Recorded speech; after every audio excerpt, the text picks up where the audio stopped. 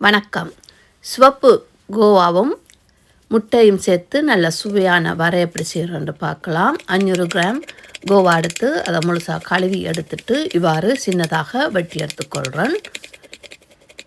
தேவையான அளவு எண்ணெய் விட்டு சூடாக்கியிருக்கிறேன். எண்ணெய் சூடாகியதும் 1/4 தேக்கரண்டி கடுகு, 1/2 தேக்கரண்டி பெருஞ்சீரகம், இந்த ரெண்டும் பொரிப்பட்டதும் சின்னதாக வெட்டிய ஒரு வெங்காயம் சேர்த்து நன்றாக கலந்து வெங்காயம் ஓரளவு வதங்கும் வரைக்கும் விட வேணும்.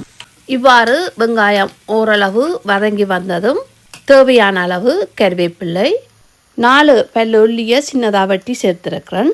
3 செத்தல் மிளகாயை சின்னதாக வெட்டி சேர்த்துருக்கிறேன். இதில் சேர்த்துருக்கிற எல்லா பொருட்களையும் நன்றாக கலந்து வெங்காயம் ஓரளவு பொன்னிறமாக வரும் வரைக்கும் பொரிய விட வேணும். இவ்வாறு பொன்னிறமாக பொரிப்பட்டு வந்ததும் வெட்டி வச்சிருக்கிற கோவாவை சேர்த்துக்கொள்கிறேன்.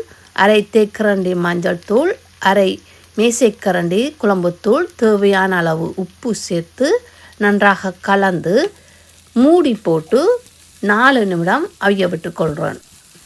அகத்திக்கீரை வரை இன்னும் வேறு செய்முறைகள் பார்க்க விருப்பம்னா அந்த வீடியோ லிங்க் டிஸ்கிரிப்ஷனில் கொடுத்துருக்கிறோம். விருப்பமான நீங்கள் போய் பார்க்கலாம். இவ்வாறு அடிக்கடி கிளறி விட்டு பொரிய விட வேணும். இந்த பொரியலுக்கு தண்ணி எதுவும் சேர்க்காதபடினால அடிப்பிடிக்க பார்க்கும். இப்போ 4 நிமிடம் நல்லா பொரிய விட்ட பிறகு 1/2 கப் துருவிய தேங்காய்ப்பூ சேர்த்து நன்றாக கலந்து 2 நிமிடம் மூடி போட்டு அவிய விட்டுக்கொள்கிறேன். தேங்காய்ப்பூ சேர்த்து 2 நிமிடம் அவிய விட்ட பிறகு நன்றாக கலந்து கொள்கிறேன்.